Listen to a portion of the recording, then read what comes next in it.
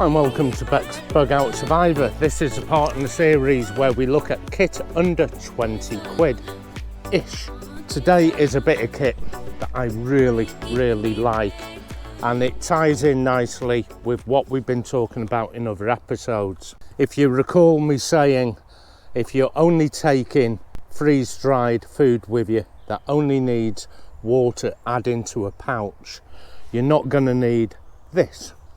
However, if you are on a multiple night trek, you're taking 5 days, 10 days out of your life and walking continuously, a lot of people, a lot of trekkers don't take the food with them. They'll just take some minimal emergency food. A 500ml pot, that usually would be great for a freeze-dried meal, just add hot water, doesn't really cut it. Now remember, if you are carrying 24 hours worth of food with you, you've got to bring it with you, and you kind of need a bag to put all that in, unless you have a 1 litre pot. But this is 1 litre. Now in my pack over there, I bought an array of stoves that are suitable to use with the wider base. So we'll have a look at them soon. But first I want to show you a size difference of 500ml versus 1 litre. And you already know the reason why the larger pot, because we are cooking ingredients in it or bringing the ingredients inside the tin. So that is 1 litre pot there. This is 500ml. Plenty to do porridge oats with, and some pour on pasta, the instant pasta, things like that. It's a great little pot. It's a water boiler really, but if I was to bring freeze dried meals with me and some pasta and the porridge oats, that is a perfect little size. But let's get rid of that in favour of this pot here. It's PRIMUS.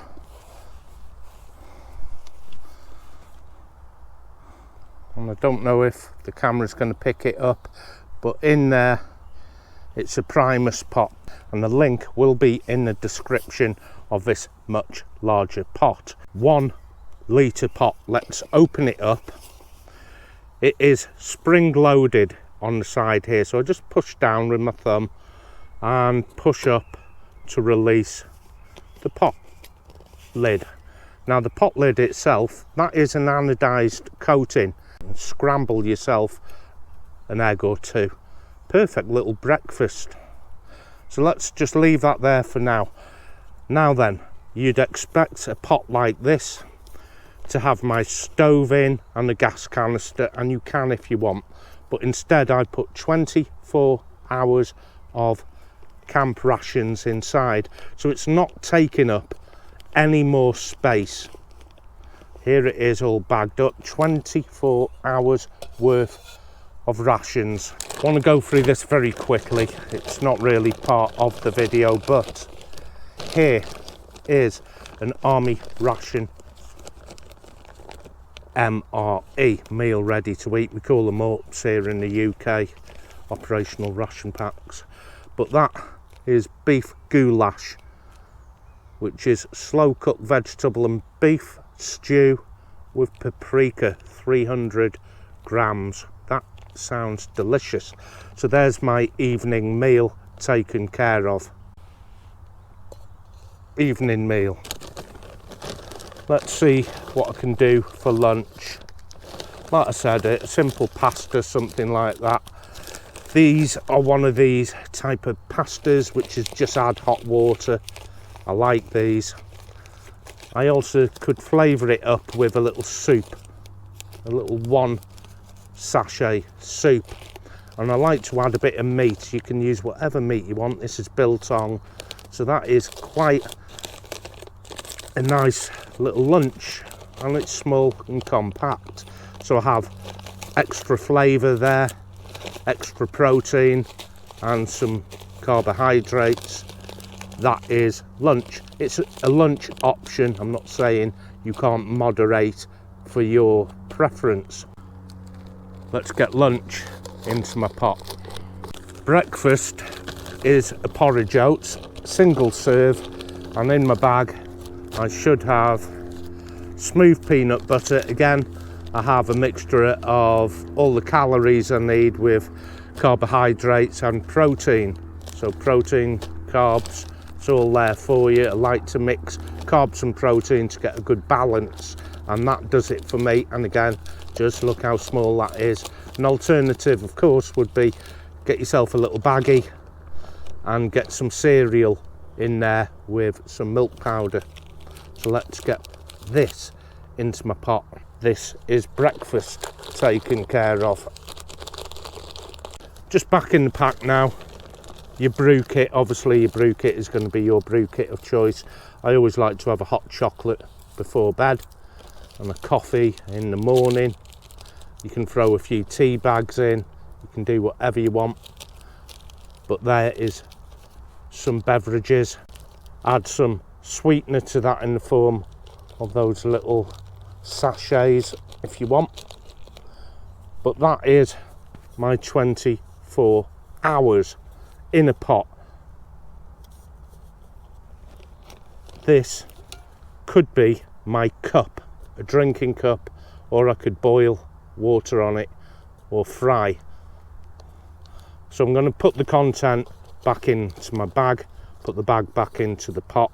Before we go into any more detail, let me tell you that this is aluminium, but it's been anodized. So do your own research whether you'd even want to use aluminium.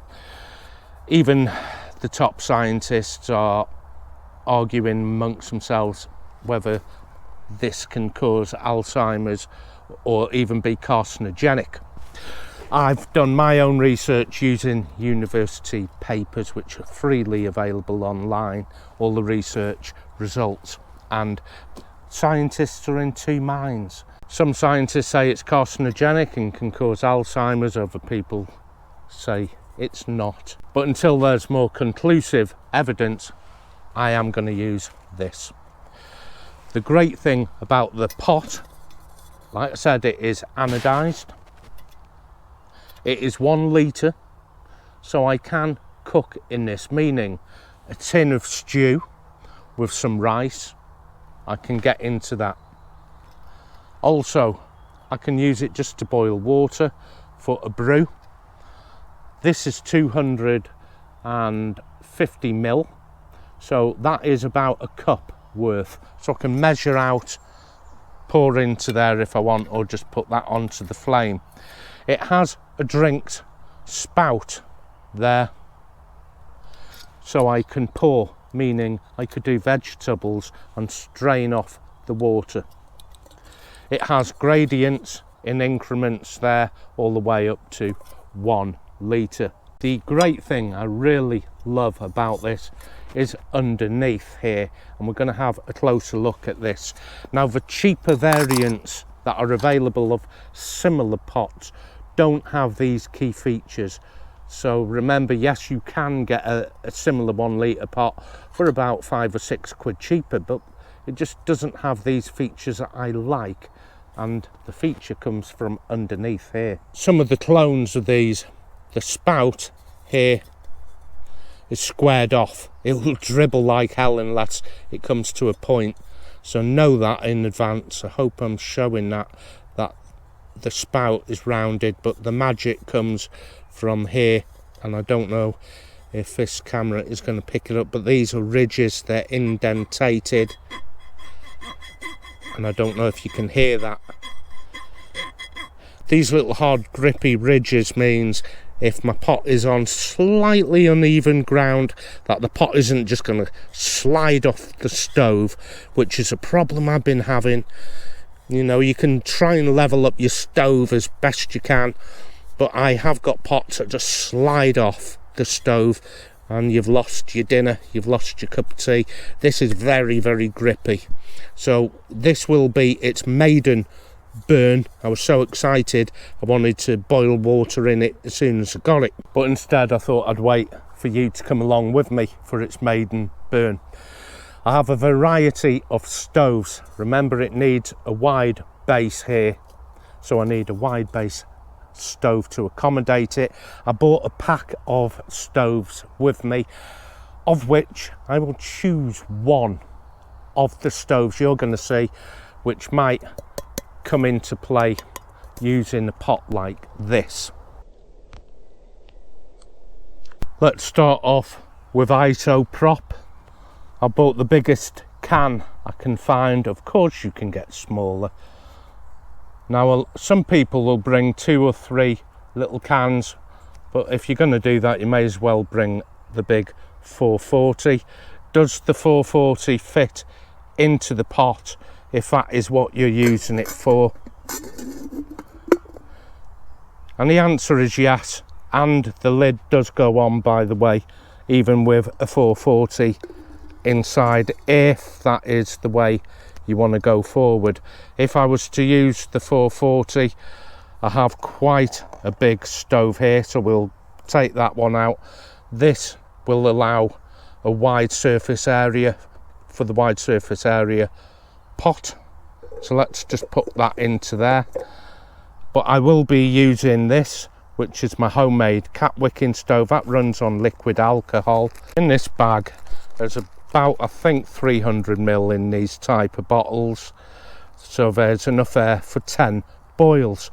And I'm always being told in the comments, you don't need that much fuel. Well, one, you don't know how many times a day I want to use my stove, and to be quite honest, it's nobody's business but mine.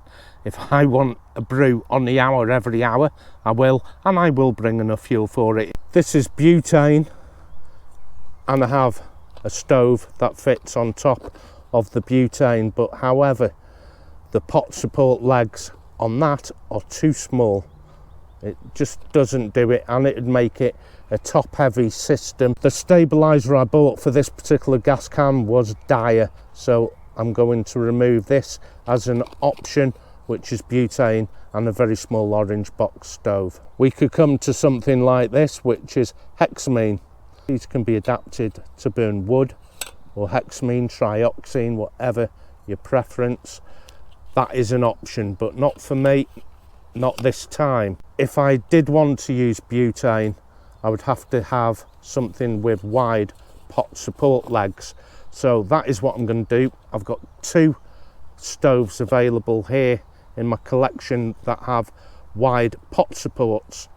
This is a little Vango, but that will run on isoprop. This will run on butane, a little picnic stove, and you can screw the can onto that. That will fit on really, really nice, more than sufficient. Swap pots, plenty of space there, a nice wide base and very grippy. I'll try and move the pot. It does grip quite well down here because of the grooves in the bottom of the pot there, which you're not going to get on cheaper generic pots. So that Primus pot does have everything I look for, especially the grip underneath. I've had pots just slide off the stoves, and I've spilt my coffee and lost my dinner. Worth considering. So I think it's worth the extra £5 or so over a generic.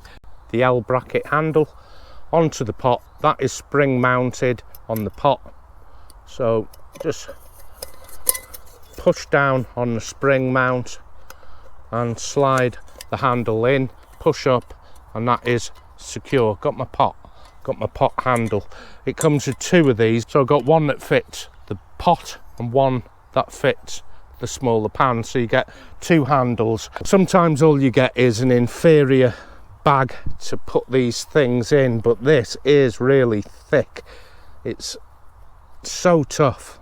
Really happy with the bag. So the bag, the handles, comes with everything you need for under £25. I'll put the actual price in captions and in the description, because it does include the price of the postage.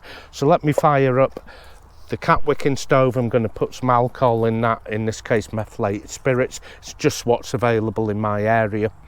and then fire that up and we'll get a brew on, and then that is it, episode over, and I'll let you know what I think at the end.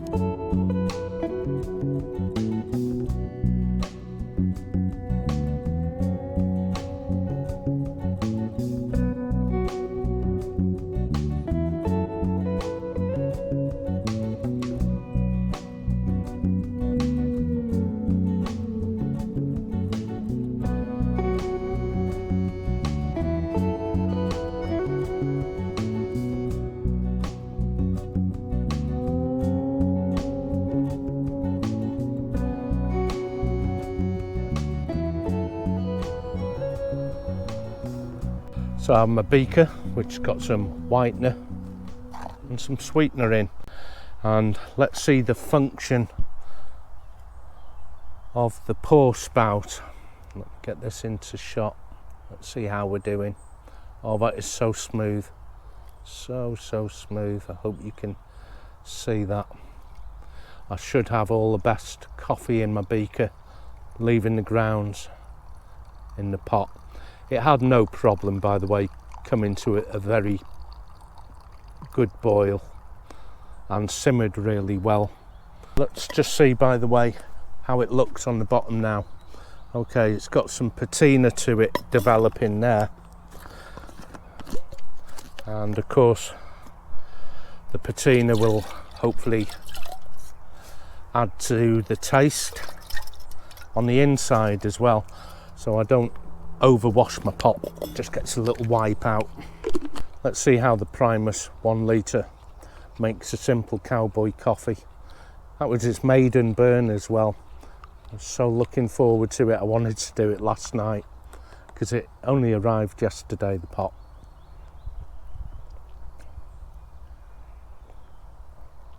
Oh, smooth, silky coffee.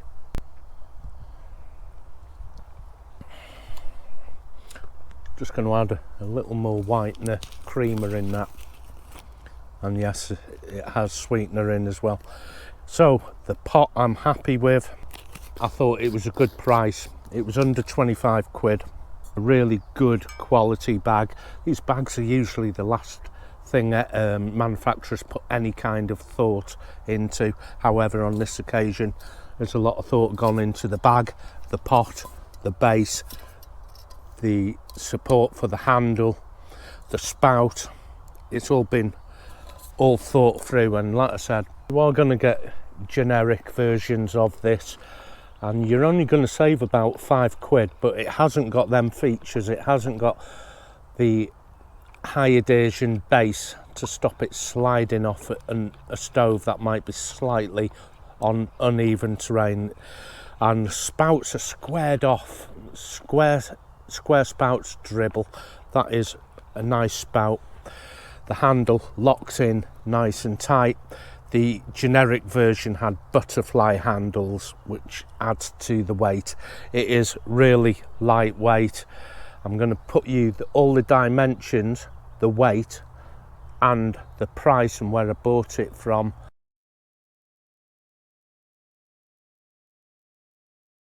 And believe me, I think that's a really good price. The size of it is absolutely ideal for some trekking, because you're buying the ingredients from a shop rather than just pour on hot water.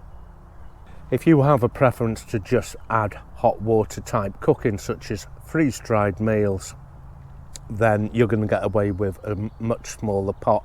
You're going to get away with a 500ml, because all you're doing is boiling water.